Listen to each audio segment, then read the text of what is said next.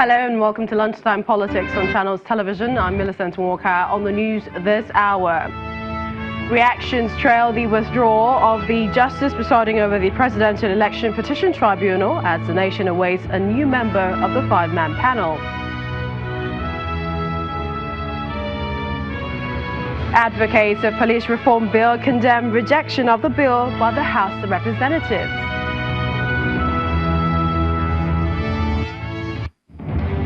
The PDP Governors Forum elects new chairman by Bayelsa State Governor Syria K. Dixon.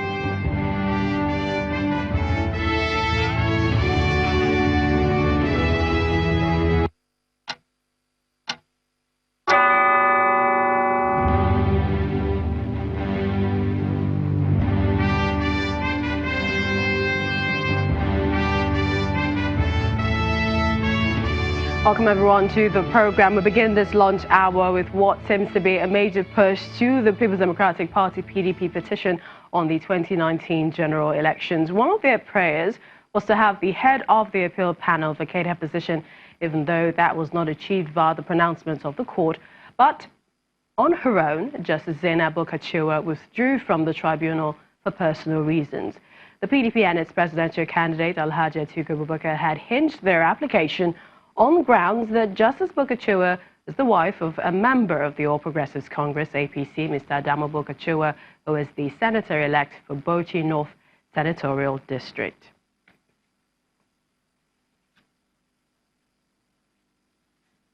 And as expected, reactions have begun pouring in on the steps taken by Justice Bulkachuwa. Lawyers to the People's Democratic Party, PDP, are of the opinion that the application was filed in their interest to protect the rights of their clients. Mr. Levi Uzoku claims that the application was not personal and carefully done to respect the institution. Also reacting, lawyer representing the All Progressives Congress, APC, Mr. Lateef Agbemi, urged Justice Bulkachuwa to leave the matter for the sake of her name and her retirement from the bench, which is only a year away. In the meantime, Civil Society Legislative Advocacy Center, CISLA, and women in Nigeria, when they are unhappy with the withdrawal of Justice Bulkachuwa as chairman of the Presidential Election Petition Tribunal. The group had earlier, in a statement signed by the executive director of CISLA, Mr. Awa Musa, condemned the PDP for seeking her disqualification from the panel. According to him, the action is gender discriminatory and undermines the nation's emerging effort at attaining inclusive, participatory and equal opportunity in both public and private spheres for men and women.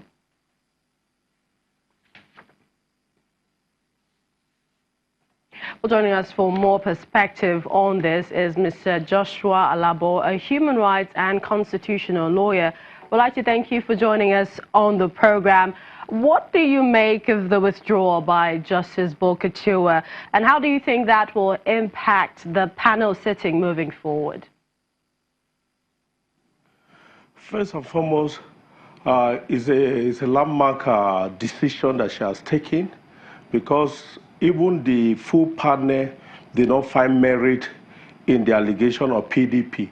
But in her own wisdom, and looking at the reason she had used, which is a personal, and if you look at Code of Conduct for Judicial Officer, Order 2, Order 7, and Order 12, particularly Sub-Rule 1, talk about circumstance where someone can disqualify his or herself from participating or adjudicating in a matter. And the issue adduced by PDP did not fall within those fulcrum, as it were. But however, in her own reason, which is not before the public domain, she says that based on her personal reason, she decided to step down. So to me, it's a good development for our legal system, so that any person, not necessarily that there's a precedent, because it's not a judgment of the court that disqualify her from presiding, but she voluntarily decided to rescue herself from being a member and a chairperson of the presidential tribunal. So it's a good development for the Nigerian system. So at the end of the day, however the judgment goes, no one can infer bias on any part of the member of the tribunal. But regardless, so Mr. Alabo, several groups have said that it appears to be discriminatory against women. Do you see any merit in that? Yes, I see merit in their own postulation, because if you look at a lot of judicial officers have one connection with a politician or the other, like Justice Binta, the husband was a governor of Adamawa. But in this scenario, we should appreciate the fact that the Bulkachuwa is not only the chairman of the presidential tribunal, but is the president of the Court of Appeal. So there's nothing like discriminatory as it were, because there are other members of the presidential tribunal that are female. So the gender issue should not be brought to fore. Rather, we should look at the weighty issue that have been advanced by the other party that will even jeopardize the merit of the outcome of that decision. And once your mind is prejudiced, as the other parties feel that you cannot get justice, no matter how the juries strive to dispense justice, in their own mind, they will feel that justice has not been meted out. So the issue of gender discrimination does not arise, because she is still the president of the Court of Appeal, which is still very, very paramount to the whole legal system. Let's also look at another issue that has permeated social media. Lots of people reacting to several cases that have put, women in top positions, and, over the issue of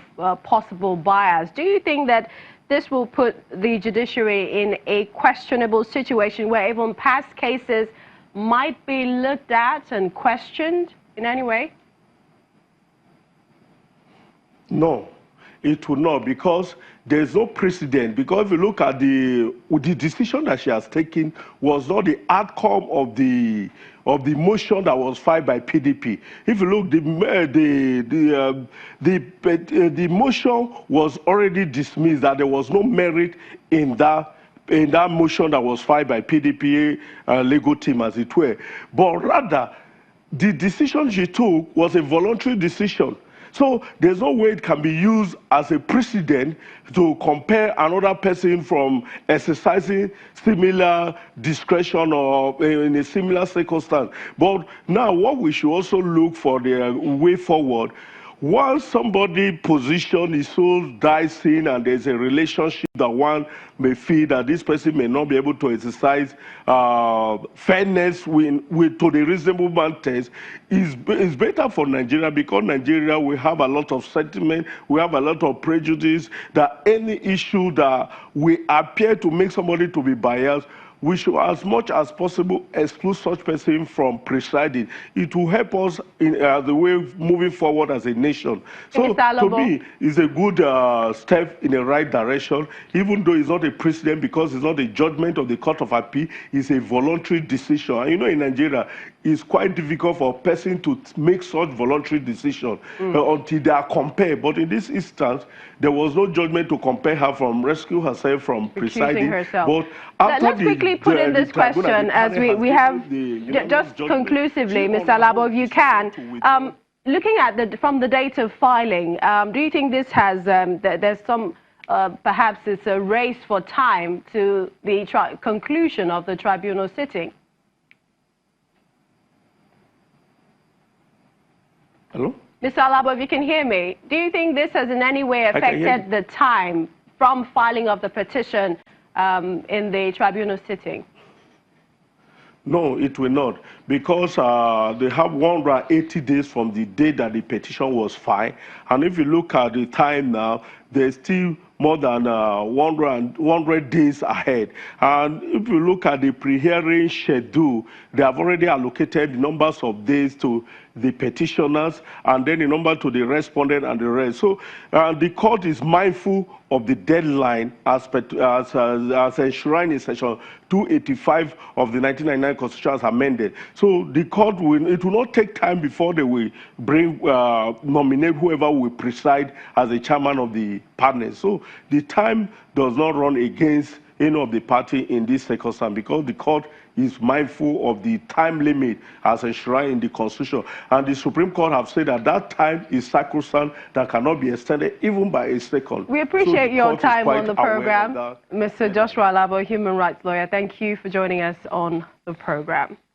Now let's take you to security issues. The Senate is asking the federal government and the River State government to collaborate and bring an end to the incessant killings in the state. This followed a motion by the senator representing Rivers East, Mr. Andrew Uchendu, that the nature of the killings in the state assumed a dangerous dimension before, during and after the 2019 general elections. Our correspondent Terry Kumi has more.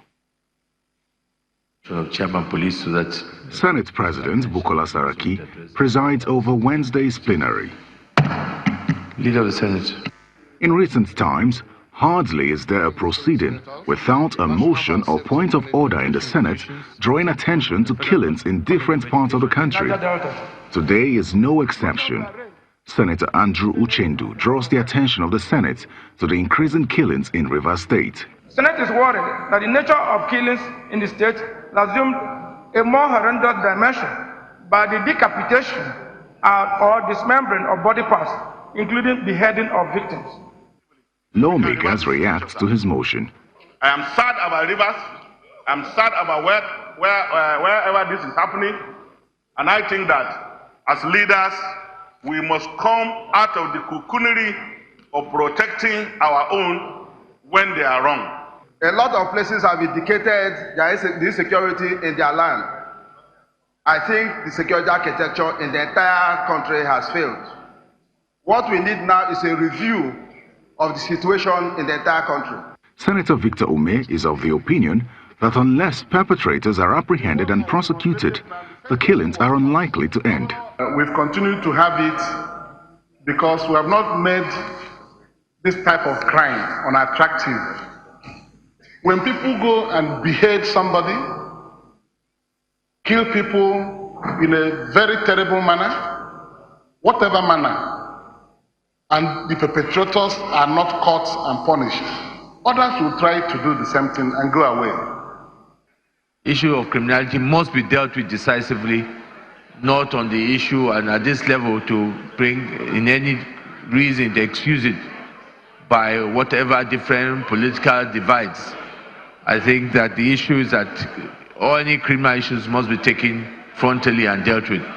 The Senate urges the federal government and the River State government to develop workable strategies that would stop the rising cases of killings in the state. Terry Ikumi, Channels Television News. The Nigerian Governors Forum has elected the Governor of Ekiti State, Mr. Kayode Fayemi, as the new chairman of the forum. Congratulating the chairman, the National Working Committee of the All Progressives Congress, APC, believes that the NGF's unanimous election of Mr. Fayemi to lead the forum till 2021 is indeed a right choice, judging by his proven record of progressive leadership and experience as a development expert, minister, governor, among other endeavors. The APC wishes Mr. Fayemi a very successful and impactful tenure, looking forward to the cordial relationship between the NGF and the President Buhari-led APC administration. Also, the Governor of Bayelsa State, Mr. Seriki Dixon, emerged chairman of the People's Democratic Party Governors Forum. The former chairman of the PDP Governors Forum, Governor Ibrahim Dakwambo of Gombe State, announced Governor Dixon's emergence after a meeting at the Gombe State Governors Lodge in Abuja Wednesday night. The meeting, which was attended by all the PDP governors, also had in attendance the President of Senate, Dr. Bukola Saraki, Speaker of the House of Representatives, Yakubu Dogara, the Chairman of the People's Democratic Party, Prince Uche Secondus. Well, still to come on Lunchtime Politics, we'll be taking you to the screening taking place right now as the PDP caucus screens Honorable Femi Gbajabiamila for position of Speakership of the 9th House of Assembly. Please join us again. Welcome back. And now to some of our stories in brief. We begin with the president, who has condemned the killings of more than 20 people by bandits in Katsina State. President Buhari also directed the acting Inspector General of Police, Mohammed Adamu, and the Chief of Defense Staff, General Gabriel Ononishaki, to constitute an assessment team to intervene in the matter immediately. He's giving Nigerians the assurance that government will restore peace and stability across the country. Well, staying with security, the House of Representatives, they have rejected the proposed enactment of the Nigeria Police Bill of 2019, which sought to repeal the Police Act of 2014. Now, the bill, which was being considered for second reading after its passage by the Senate, sought to promote the respect of human rights of citizens and maintain best democratic practice of policing. Some members of the House were, however, of the opinion that the bill won't solve the issue of state policing, which they described as the crux of the policing problems facing the nation.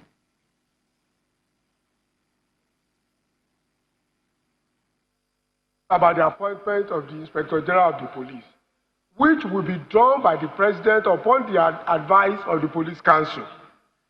And nothing is mentioned about confirmation by the Senate, which has been alluded to by Honorable Lawa.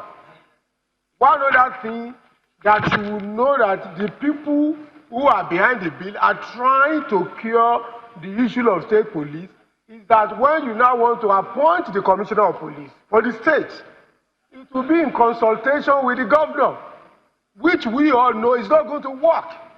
Police is a federal establishment. In one breath, the President is going to appoint the Inspector General of Police on the advice of the Police Council. In another breath, the Commissioner of Police at the state level is going to be jointly appointed by the IG and the governor of the state. You know it doesn't make sense. You know it's not going to work. And so, this is a bill from the Senate. I've read a lot of clauses within the last 10 minutes. And I just discovered that we are only trying to dodge the main issue. The main issue is that let the Nigerian police be Nigerian police. Let us all agree for the first and last time that we need to have state police. Clauses in a bill like this are not going to cure and take care of such things. Well, joining us for more on the program is a retired Commissioner of Police, Mr. Emmanuel Ojukwu. He joins us from our Abuja studios. We'd like to thank you for joining us on the program. You heard the comments there by the Deputy Speaker of the House of Representatives. They had a number of issues on that bill, and they have rejected it. But that reform is also meant to take care of a host of other issues, such as welfare, working conditions of the police. But what do you make of the recent rejection by the House of Representatives? Well, for me, it is a piece of very sad news. For the first time, Nigerians would have owned their police. The present act by which the police is being run, it's the 1943 Act, which you know is over 70 years old. And it wasn't given by Nigerians, it was given by the colonial masters, who never had our interests at heart. So the 8th Assembly, by rejecting this bill, the House of Reps in particular, they have lost the opportunity of being recorded in history as the first assembly, first legislature, to look at Nigeria police as Nigeria's police. We have the constitution that gave police the backing, 7214. But that backing borrowed a lot from Police Act, which is 1943 law. So if they had done that today, or yesterday as the case may be, and it became law, it would have helped Nigerians to own their police. Now there are many facts, many issues in that very bill that they rejected, which should have helped us to have a good police force that is efficient, effective, and runs under global best practices. But let's talk about one of the grounds. That's a very, very sad development. Yes, let's talk about one of the grounds for some of the members there, and that is on the appointment of a Commissioner of Police in the states with regards to how it should be done, saying that the IG and in consultation with the IG and the governor of the state, do you think that's the best way to achieve an effective state police? Well, that's a law they want to make. The Police Service Commission actually appoints commissioners of police for state commands. It's the Police Service Commission. They do that in concert with the IG, who is the overall commander of Nigeria Police. And so all they would have done was to look at how to merge the two laws. And with the current system of appointing command commissioners of police being done by the Inspector General of Police and the Police Service Commission has been serving us very well. And I do know of a truth that many commissioners of police, when they go, before they are appointed to commands, the governor of the state is taken into confidence. These things are done, and they've been working very, very well. So we miss that chance, and the issue of welfare of police, the internal human rights abuses that policemen suffer, nobody cares for them. That law, that act, that bill captured some of these things to make the police more effective. Let people begin to respect their police. Abuses of police rights are also contained in that very bill. People will assault the police and nothing happens. People treat police as a carriage, as a dust, as footmat. That law says no. Policemen are human beings that we should respect. They would have allowed that law to go so that we can't just be complaining about the police. It's not doing very well. It's not doing very well. But the foundation of its operation is flawed in the first instance. All right. Put it right, and then allow the police to function. If you make that law, if that bill, if it was passed into an act and the law, it would have helped the police trust fund bill, trust fund act, or law as the case may be, together, working together, they would have given us a better police force that will be the envy of many nations. And finally, but we've lost it, and that's why I'm very sad about it. Finally, Mr. Ojukwu, if you can answer this very briefly. As a Commissioner of Police in the past, I'm sure there were certain challenges that you faced, but we also know that some of the problems militating against insecurity still pervades in the society. So what should the police command be doing now, much more, to curb and stem the tide of violence, banditry, insecurity across the country? Well, there's no society that does not have crime. There are crimes everywhere. But what matters is how you manage them and what wherewithal you have to manage them. First of all, Nigerians need to recognize that the police is the chief operator in the internal security space. But we've not allowed them to actually do what they ought to do. We have not equipped them to do what they have to do. We've placed the military ahead. There are many commands, yet we still have these issues. Part of that bill that was rejected talks about interagency collaboration, sharing intelligence, sharing information. The police cannot perform if the public do not accept them as their own, if the public do not give the necessary information, and if the powers that be, the government of the day, and the people do not equip them with the wherewithal to get intelligence, get information, with the wherewithal to move to areas of crime and deal with them, with the wherewithal to investigate professionally. All right, we'd like to thank you. Except we do that, and we get perpetrators, bring them to book, the deterrence factor will be lost. And we are losing so I guess the police is still our friend. We'd like to thank you so much, retired Commissioner of Police, Mr. Emmanuel Ojukwu, for joining us. And move to members of the People's Democratic Party caucus in the House of Representatives. They've commenced screening of aspirants for the position of Speaker in the 9th House of Representatives. Well, our correspondent reports that the anointed candidate of the ruling party, the All Progressives Congress, Honorable Femi Gbajabiamila, is present at today's event.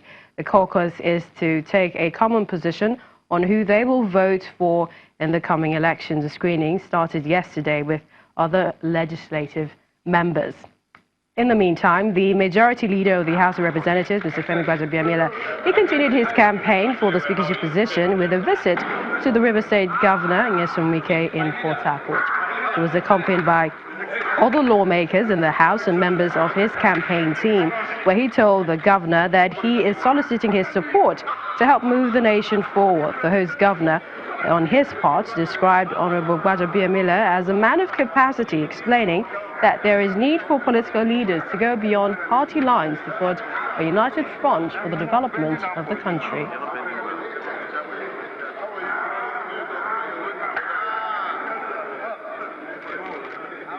Well, you've been served a lunchtime politics at this time. We'd like to thank you for watching. Join the discussions via social media platforms. I'm Millicent Walker. Take care.